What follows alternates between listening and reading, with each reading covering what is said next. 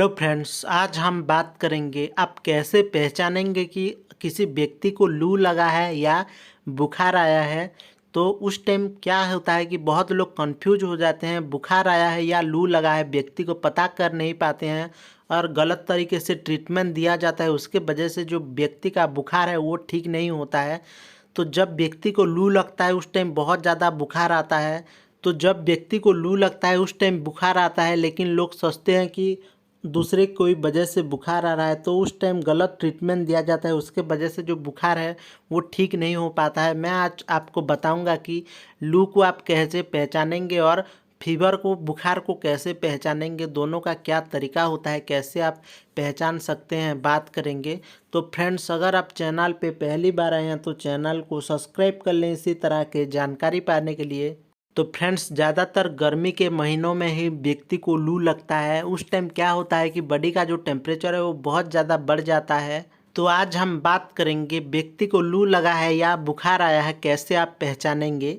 तो जब तक आपको पता नहीं चलेगा व्यक्ति को लू लगा है या बुखार आया है, उस टाइम अगर आप ट्रीटमेंट देंगे तो अच्छे से काम नहीं करेगा, व्यक्ति ठीक नहीं हो पाएगा। तो सबसे पहले बात करेंगे, अगर व्यक्ति को लू लगता है तो क्या साइन एंड सिम्टम दिखाई देता है, क्या लक्षण दिखाई देता है, बात करेंगे कैसे आप पता कर सकेंगे।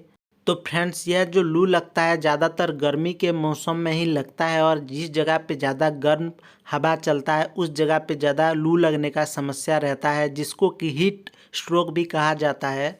जैसे कि कोई व्यक्ति है लंबी समय से धूप में काम कर रहा है या घूम रहा है, तो उस टाइम क्या होता है कि व्यक्ति का जो शरीर में हो वाटर का कमी हो जाता है, पानी का कमी हो जाता है। उसके वजह से जो उसका बॉडी का टेम्परेचर है वो तुरंत ही बढ़ जाता है, बहुत ही ज़्यादा बॉडी का टेम्परेचर बढ़ जाता है, जैसे कि 104 फ़ारेनहाइट तक हो जाता है। और साथ ही व्यक्ति को नोजिया वोमिटिंग होगा, चक्कर आएगा, कमजोरी महसूस होना, थकावट महसूस होना और साथ ही कई बार व्यक्ति बेहोश हो जाता है, सेंसलेस हो जाता है। तो फ्रेंड्स, यह होता है लू लगने का साइन एंड सिम्टम।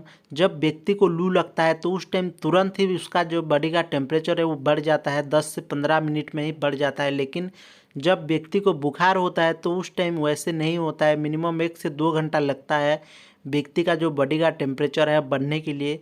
लेकिन जब लू लगता है उस टाइम तुरंत ही बॉडी का टेम्परेचर बढ़ जाता है। तो इससे आप पता कर सकते हैं कि व्यक्ति को लू लगा है या बुखार आया है। और जब व्यक्ति को बुखार आता है उस टाइम व्यक्ति को सर्दी जुकाम होता है, खांसी होता है, गले में खराश होता है।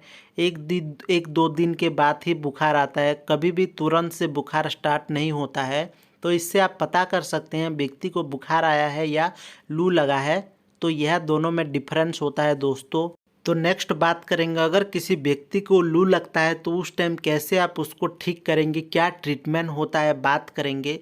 तो जब व्यक्ति को लू लगता है तो उस टाइम सबसे पहले व्यक्ति को ठंडी जगह पे लिटाया जाता है, जैसे कि फैन में या कोई पेड़ के नीचे उस टाइम लिटाया जाता है। उसके बाद जो व्यक्ति का बॉडी है उसको गीले कपड़े से पोंछा जाता है, मतलब कि कोल्ड स्पॉन्ज। इसमें क्या होता है कि व्यक्ति का जो बॉडी टेम्परेचर है वो थोड़ा नॉर्मल आने के लिए यह सब किया जाता है। और उसके बाद हॉस्पिटल में व्यक्ति को आईवी फ्लूइड लगाया जाता है। अगर व्यक्ति ज़्यादा सीरियस है तो उसको आईवी फ्लूइड लगाया जाता है, जैसे कि आरएल लगा सकते हैं आप, क्या डीएनएस लगा सकते हैं। और एक इम्पोर्टेंट चीज़, जब व्यक्ति को लू लगता है उस टाइम व्यक्ति को जो बुखार आता है उसको ठीक करने के लिए कभी भी पैरासीटामोल टेबलेट या इंजेक्शन तुरंत से नहीं दिया जाता है, वो काम नहीं करता है। और कोई व्यक्ति ज़्यादा थोड़ा बहुत ठीक है तो उसको ओरल ट्रीटमेंट दिया जाता है, जैसे कि आप उसको ओआरएस पानी दे सकते हैं, साथ ही दे सकते हैं नोजिया वोमिटिंग हो रहा है तो ओंडेम इंजेक्शन या टेबलेट दे सकते हैं। तो इस तरह से जो लू लगा है उसको ठीक किया जाता है दोस्तों। इस तरह से आप लू को पहचान सकते हैं और ट्रीटमेंट कर सकते हैं। Thank you for watching.